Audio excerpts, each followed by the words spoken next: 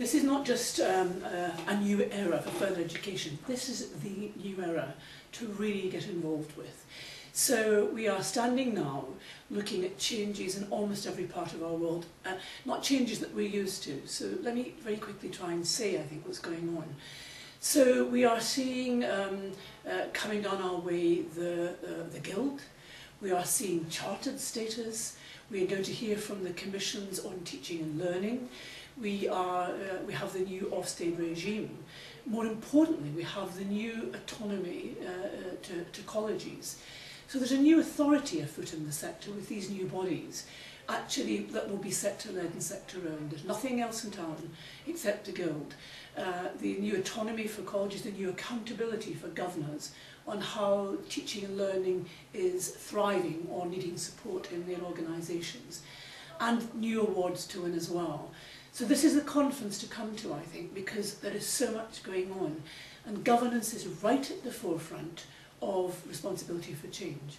So there's quite a lot to take in, a lot of consultations to hear about, and the chance to interrogate the people who are doing those consultations. Well, governors now step right to the front of their organisations.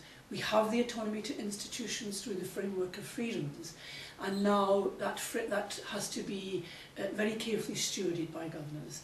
So the freedom to serve local needs, I think, means new tasks for governors. Environmental scans of what's required, watching at their new neighbours on the block, because you're seeing academies grow, you're seeing UTCs and so on. So not just repeating what's always been done, but saying there's a group of us now doing things, what can we do in particular, and is what we're doing really of useful to the future, the learners' future as well as the local community's future.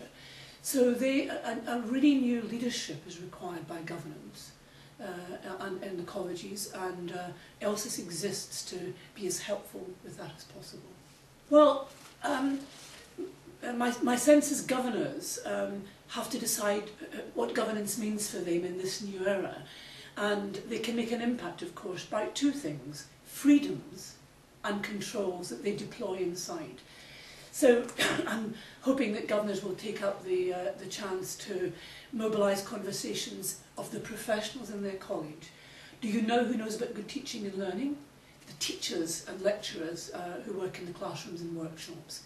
So actually to mobilise the intelligence within, the talent within their own organisations, rather than looking to government or famous reports, and actually to start to animate with professional colleagues handling these challenges.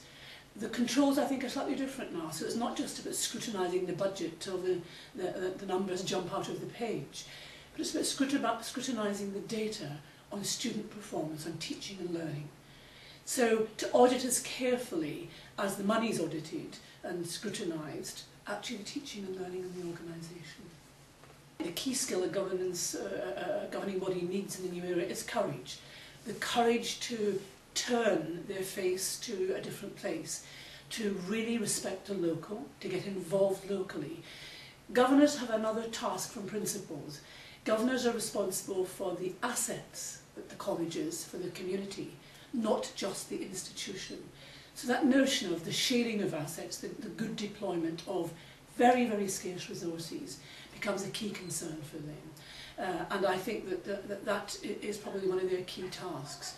That seeing themselves as part of a local system becomes the biggest challenge of all. And of course people are defensive and protective and want to do what they've always done. But this is the chance to change things, and you don't get many of those. Certainly the sector has been used to lots of changes coming from elsewhere. This is our chance to change it, and actually governors must have the courage to do that. They need to know what their professional colleagues, actually nationally and locally and in the institution, think good teaching and learning is. They need to work among themselves as a governing body to say, actually, how do we, what's our hypothesis about good teaching and learning in this college? And actually, would our staff agree with us? So this is a learning conversation, I think, between governors and all the professionals. Don't forget, all the qualifications are changing. So what you knew about last year's qualifications, last year's Ofsted inspection, last year's definition no longer matter nearly as much as getting ready for the emerging new definitions. So I would want them to be talking internally. What does it mean for our particular college? Can the staff agree? Because actually if you get the staff in charge of defining, it's what they live for and it's what they know. So I think governors have to learn the views within their college, the performance against those specifications by their own professionals, and also what's being said in the outer world. And I think that's a very good starting point. If delegates come to the 2013 conference, they'll gain wisdom about how the world is changing. They'll get the chance to talk to one another. I'm always seriously overjoyed at the hunger with which we all fall upon one another and say, what's happening in your place? Oh, that sounds fabulous. Will you come and talk to our board about it? I've spoken often about the loneliness of governance and the loneliness of the chair of boards, because you are doing your 360-degree best, and actually to miss the chance of a confessional with peers, I think would be foolish.